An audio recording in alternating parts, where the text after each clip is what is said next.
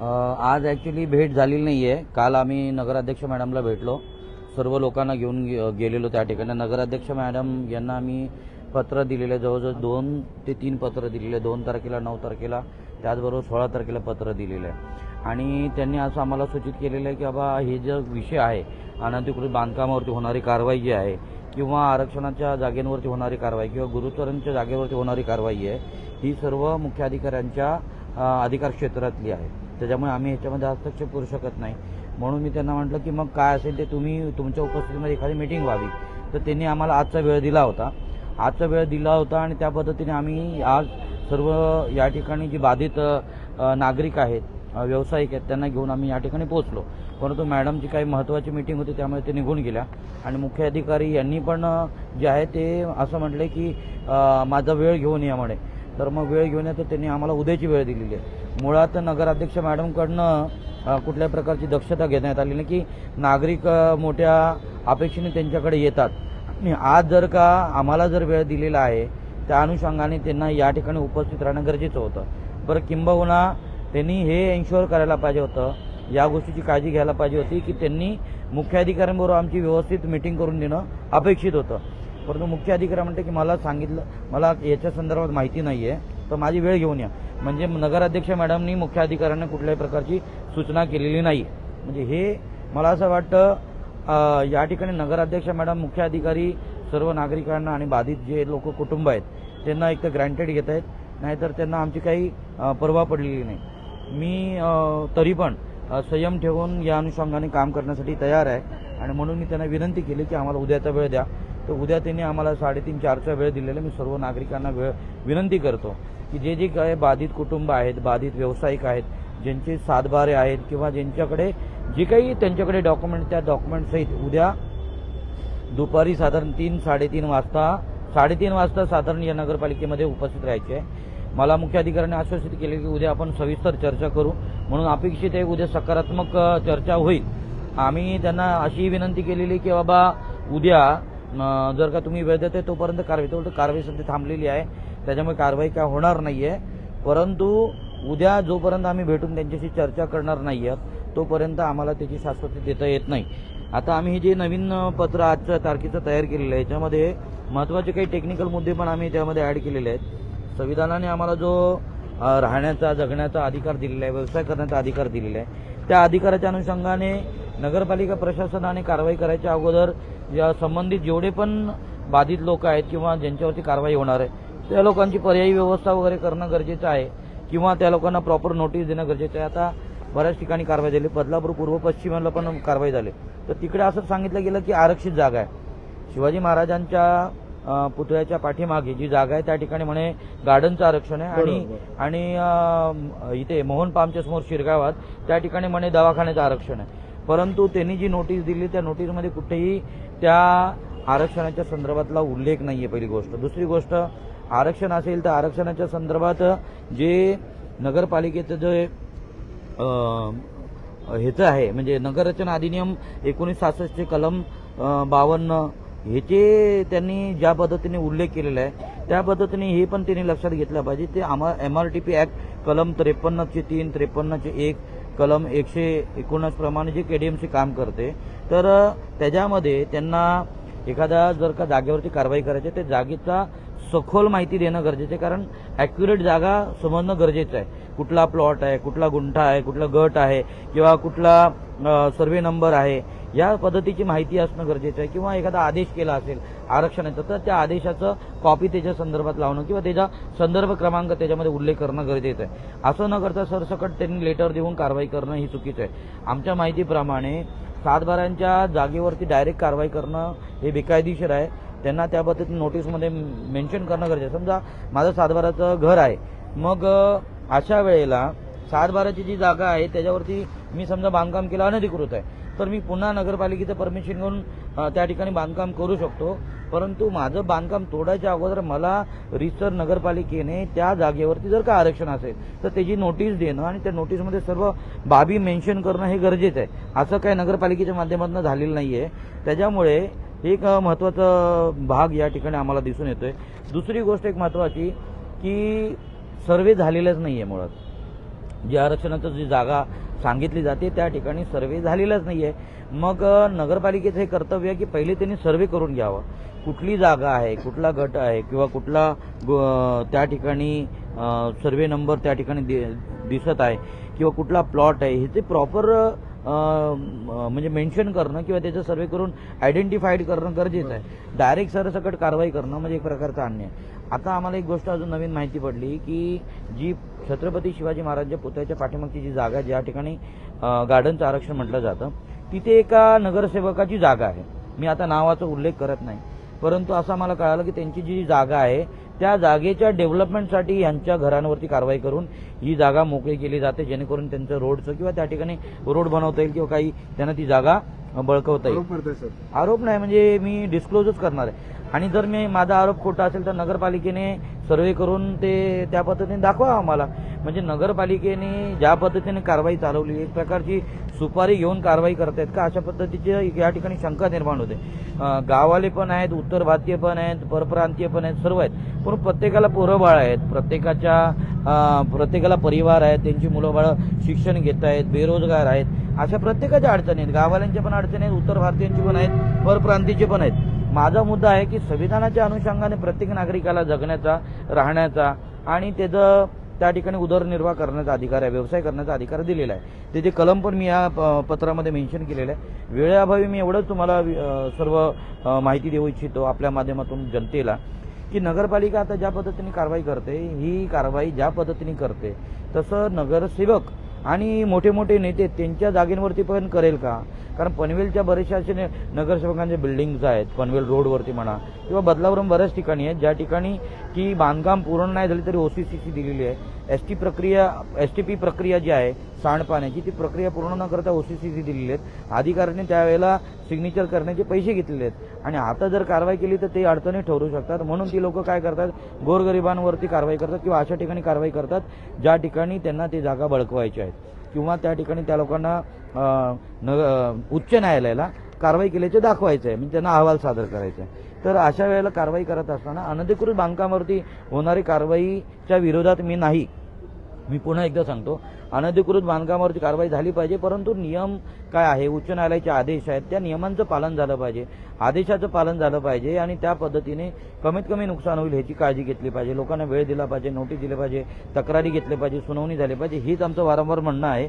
आणि त्या अनुषंगाने मी बदलापूर गावात पण एक मोठ्या नेत्याची जी जागा आहे, त्याचं घर आहे, त्या घराचं पण जागेच्या बाबतीत मोठी त्या ठिकाणी एक बऱ्याच वर्षापासून प्रश्न निर्माण आहे की ती जागा त्यांची अधिकृत आहेत का ती सरकारी जागा आहे.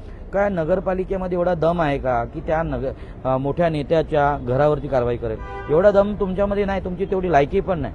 मग तुम्ही गोरगरिबांवरती कारवाई करताय, तर कारवाई करत असताना या पद्धतीने विचार केला पाहिजे की कमीत कमी जे नियम अटी शर्ती जे सांगितलेले आहेत, कोर्टाचा आदेश आहे, त्याचं पालन केलं पाहिजे. आणि त्याच्यामुळे जोपर्यंत सर्वे होत नाही, सर्वे करून जोपर्यंत जागा आयडेंटिफाय होत नाही, आरक्षणाच्या संदर्भात तुम्ही जोपर्यंत जी काही जागा आरक्षित आहेत त्या जागेच्या संदर्भात त्यांचं सर्वे करून आयडेंटिफाय करून त्याचे जाहीर करत नाही, त्याचे आदेशपत्र लोकांना देत नाहीत, तोपर्यंत तुम्ही आधी कारवाई करू नये अशी आमची मागणी या पत्राच्या माध्यमातून आम्ही करत आहोत.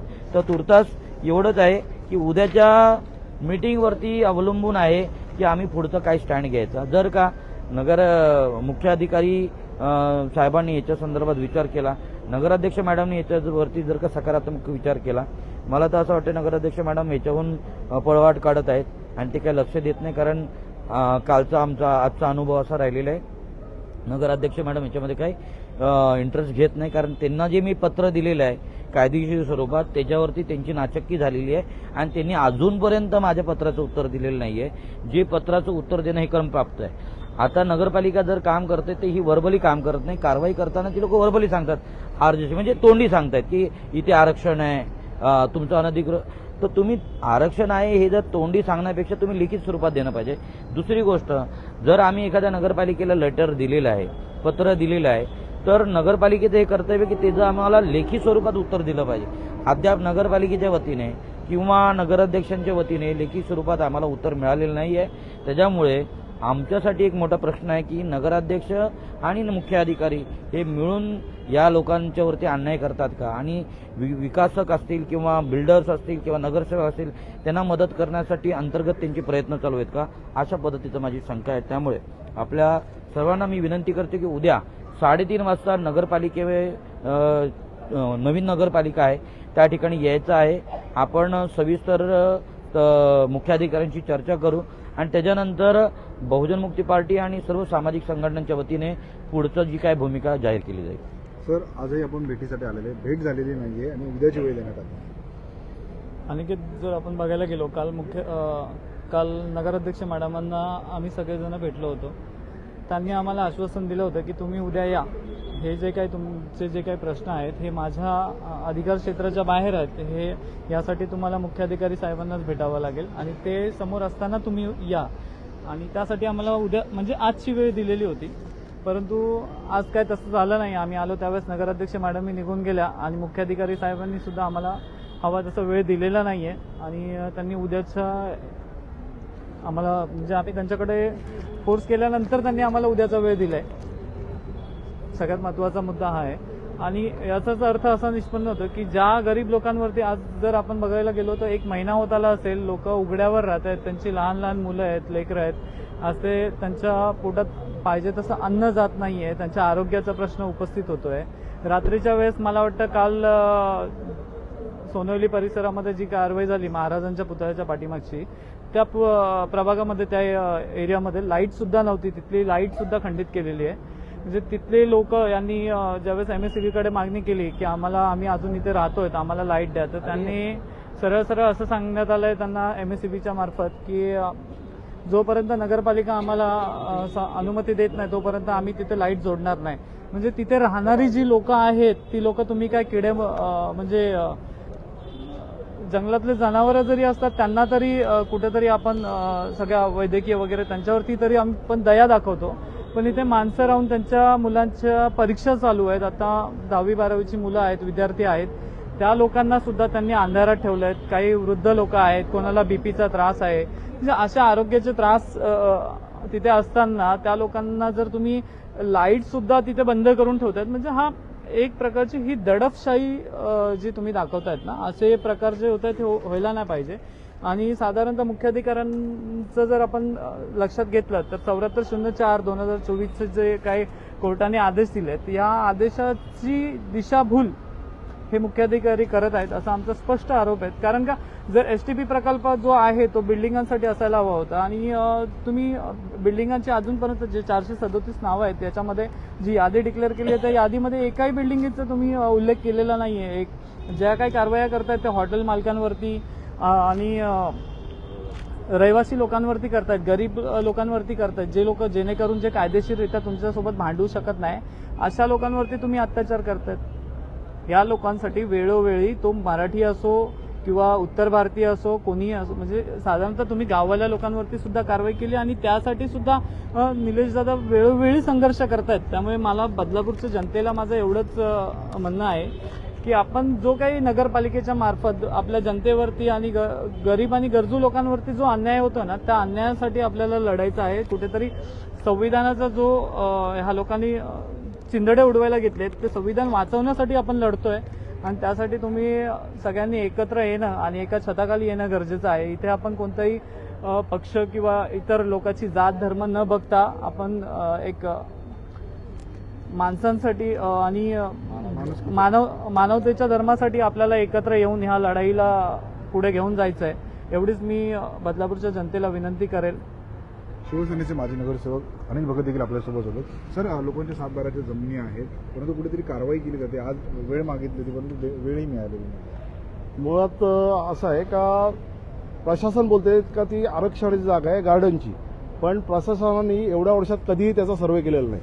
काल कोण प्रवक्ते आलेले ते म्हणत होते का 96ला इथे रिझर्वेशन झालं आणि लोकांची फसवणूक झाली हा विषय नंतरचा, पण जर 96ला तिथे जर रिझर्वेशन झालेलं आहे गार्डनचं तर त्याचा प्रशासनाने नगरपालिकेने कधी सर्व्हे केलाय का, त्याची बाउंड्री कधी फायनल केली आहे का. दुसरं असं का ह्या लोकांनी जेव्हा घरं बांधली ती काल आजमध्ये बांधलेली नाही, कोणाची घरं 10 वर्षाची कोणाची 15 वर्षापूर्वीची आहेत, बरोबर. ही घरं एक रात्रीमध्ये झालेली नाही आहेत, तुम्ही जर तोडायला निघालेली आहेत तर ही लोकांनी तिथे घरं बांधल्यानंतर प्रशासनानेच त्यांना टॅक्स लावलेला आहे नगरपालिकेने. मग जर ते रिझर्वेशनमध्ये तुम्ही टॅक्स का लावला हा एक विषय. दुसरा असा का तिथे एक नाईनपा म्हणून हॉटेल आहे, त्याला परवानगी आहे आणि ते हॉटेल उत्तर भारतीय आणि मराठी हा जो काही विषय इथे प्रवक्ते किंवा काही असतील अंधभक्त वगैरे ते करतात का उत्तर भारतीय लोक यांना हाकलून द्या वगैरे. अरे पण तिथे 4 लोक मराठी लोकांचा देखील व्यवसाय आहे. नाईनपाम हॉटेल कोणाचं आहे? नित्यान देसाई म्हणून माझा क्लासमेट आहे तो.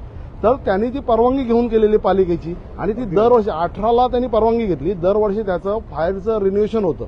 मग ते रिन्युएशन करतं नगरपालिका. मग ते नगरपालिका रिन्युएशन करतं. मग ते इलिगल कसं काय? बरोबर तुम्ही बोलता का ते रिझर्वेशनचा कधीतरी तुम्ही सर्व्हे केलाय का? आमची प्रमुख मागणी अशी आहे का ते जे गार्डनचं रिझर्वेशन तुम्ही बोलताय तर त्याचा तुम्ही मुळात सर्व्हे करा, त्याच्या हद्दी कायम करा आणि मग ठरवा का कोण रिझर्वेशनमध्ये येते कोण नाहीत. आता प्रशासन आणि काय बोलतंय का यांची परवानगी घेतलेली आहे. दुसरा विषय टेक्निकल तिथे असा आहे का ब्लू लाईन रेड लाईन आहे. ब्लू लाईन रेड लाईनमध्ये आम्हाला बांधकाम परवानगी मिळत नाही. सातबारा आमचेच, पण परवानगी मिळत नसल्यामुळे आम्ही काय शेती करायची का तिथे? मग तिथे आम्ही काय केलं तर तुम्ही इलिगल ठरवता आणि ते तोडाच्या मागे लागता. बरोबर की नाही? ब्लू लाईन रेड लाईन हा विषय वेगळाच, त्याच्यामुळे आम्हाला परवानगी मिळत नाही.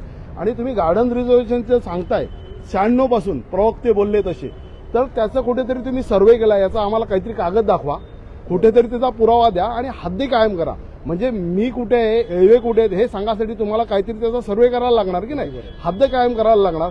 हद्द कायम करा. हद्द कायम केल्यानंतर मग तुम्ही पुढची कारवाई काय करा अशी आमची प्रमुख मागणी आहे. आणि दुसरं असं का मराठी लोकांची देखील धंदे आहेत. आपण जेव्हा शाळेमध्ये जातो प्रतिज्ञा घेतो सारे भारतीय माझे बांधव आहेत, तर सारे भारतीयमध्ये काय उत्तर भारतीय लोक पाकिस्तानवरनं आलेत का? ती लोक काय मूळचे इथले राहावे? त्यांनी सातबारे खरेदी करून घेतलेले आहेत. तुमच्या वडिलांच्या पैशात नाही, स्वतःच्या पैशातनं घेतलेले आहेत आणि ते काय पाकिस्तानमधनं येऊन केलेले नाहीयेत. बरोबर आहे की नाही? ते पण इथले मूळचे भारताचेच रहिवासी. संविधानाने त्यांना पण अधिकार दिलेला आहे भारतामध्ये राहण्याचा, महाराष्ट्रामध्ये राहण्याचा, अजून कुठे राहण्याचा. मग त्यावेळेस तुम्ही तुमच्या जागा त्यांना विकायच्या नव्हत्या.